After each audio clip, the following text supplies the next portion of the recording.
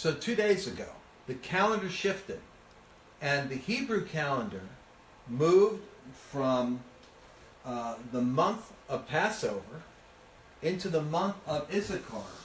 And it's an interesting period of time in the Hebrew calendar because the calendar of the Israel calendar corresponds with the tribes of Israel. And who was Issachar? Because during May, Issachar has a unique symbolism and anointing in the Bible. When the time came for the tribes to shift over to David, it was the tribe of Issachar that understood the times and understood more specifically what Israel was supposed to do during the times. I don't know about you, but I feel a sense of frustration in a unique way because I sense that the church in America is adrift. And America, as you know, is such a global power. I think we're all getting an education under the presidency of Donald Trump in unique ways. Those of us that are not under a crazy spirit, anyway. And what I'm learning is that what we do really does affect the whole world. What the president did with bombing Syria on that airfield, what the president does when he deploys aircraft near North Korea, that Isaiah 45, which is the Cyrus anointing that I prophesied would be on the next president. The very first verse says that this is an anointing to deal with kings or loose the loins of kings or to loose the belts of kings. Literally meaning to take the defenses out of the adversarial rulers of the world. So God is doing a global reset right now. I mean, it's called a cosmokratoros in the Greek. It's a world ruler reset through the United States. And where is the church during this reset? Mute. It doesn't see what's happening. It doesn't hear. It doesn't speak. And I believe this month of May is going to be the month when the Issachar, or the revelation, begins to break out on the transition that must happen. So let me talk to you a minute about what we're going to be doing next week at the Dream Trip. I'm going to give you a preview of material that we're teaching. And I realized the moment we set the date, I went to look at what the timing was in terms of the calendar, the Israel calendar, and the Lord, I felt, told me that things that were hidden are going to be revealed to us.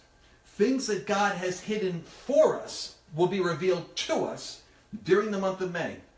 And that's why I'm so happy about the trip that we're doing. So let me talk to you about what has been hidden that God is revealing in terms of transition. Because the tribe of Issachar taught the tribes of Israel that it was time to move on from what was the old thing into the new thing of what God was doing. And the new thing was that David, check this out, David was out he was holding on in transition. So that's what I want to talk about. Transition in your life right now. The things that have been hidden that are about to be made manifest. David was at Hebron. And while he was at Hebron waiting, he had 2 tribes that were with him, 2 or 3 tribes that were with him. And I believe it was 2 tribes. The remaining 10 tribes of Israel came because Issachar said, now's the time. And when they came, David now had a united movement. And that movement immediately moved on from there to go take the strongholds, the high place of government, which was Mount Zion, and they occupied it, and it became the capital of the Jewish people to this day. That transition happened in this month of Issachar. That transition happened because God said it's time for the division in my people to be healed and for revelation to come on what I have anointed for the next stage. So I have my staff is talking about things that we want to cover, excuse me, like next week. We actually only have 4 days, not even next week. It's coming up soon. It's this week.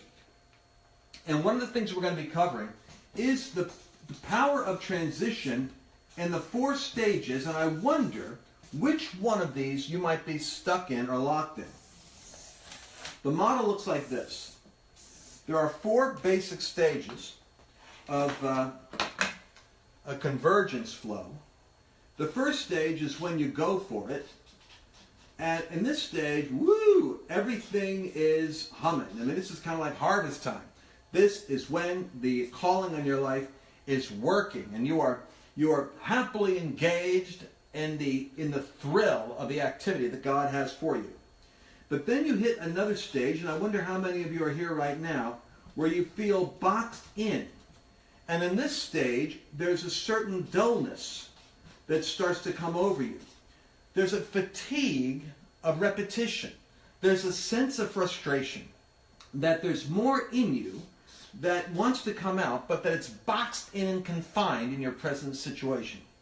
So the go for it stage now yields itself to another stage, which is situational fatigue and frustration in the doldrums, feeling locked up and blocked up. Now when this happens, and I'm wondering how many of you are there, when that happens, it's a signal that something interesting is about to take place. And in this stage, we go into the cocoon stage. And so we have a caterpillar here, right? The caterpillar climbs up into the tree, goes out, into the tree, and it forms a cocoon, which it climbs into. And in the cocoon, the caterpillar dissolves into a soupy goo. It literally dissolves inside the chrysalis, the hard shell of that cocoon. And when it dissolves, the gooey substance that is in there is the dissolving of all the previous life so that a new something comes out of it. And there's a thing called imaginal cells, which are fascinating. Imaginal cells are cells that are in the caterpillar that carry the DNA of a butterfly. This is wild. It's like God is speaking through this thing.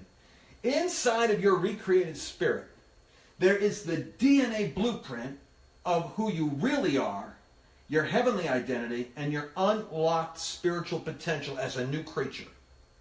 Now the cocoon is the place that corresponds to the wilderness in the Bible. It's the place where many people go. They go into the wilderness because it's in the wilderness where they actually, in a sense, they dissolve from all external stimulus. And their imaginal cells start to move around, and when these cells start to move around, something cool happens. They communicate with each other by a vibration.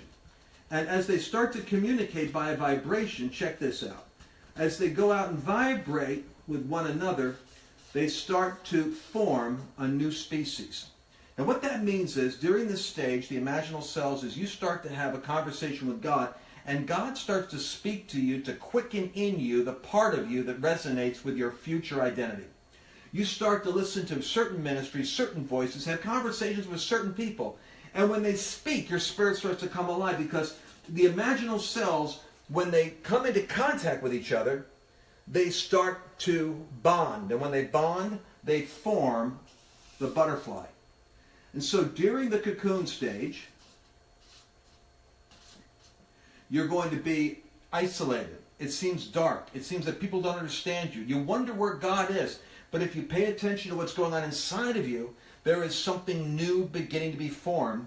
And out of that comes this next stage. And this next stage is the stage which I call the experiment stage.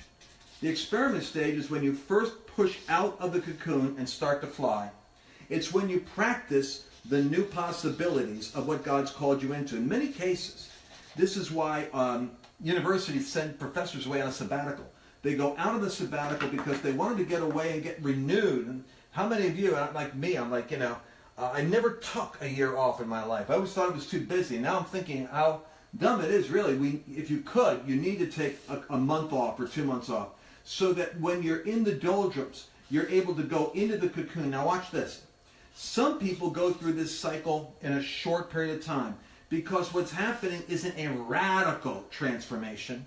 It's a renewing of their approach. So it could be what you've been doing has been working, but then God's calling it as something, a fresh way of doing what you've been doing. And so you cocoon a little bit in terms of like hibernating about a fresh vision, a new book, a new teaching series, or a new wrinkle on your product, or a new technology, and then you experiment and you open up a new market or something like that. So that cycle can be rather fast. That could be a 6-month cycle, or it could be a really radical cycle where you're in this process for maybe a year or two. And in that period of time, the cocoon can be a very interesting place. In fact, the wilderness is a really great place, because in the wilderness, You get to meet God in a fresh way. And always, when what comes out of the wilderness is a fresh voice. John the Baptist comes out of the wilderness. Jesus comes out of the wilderness. Joshua crosses over into the promised land out of the wilderness. The wilderness is the transition point, my friends, into the fresh thing that God is doing.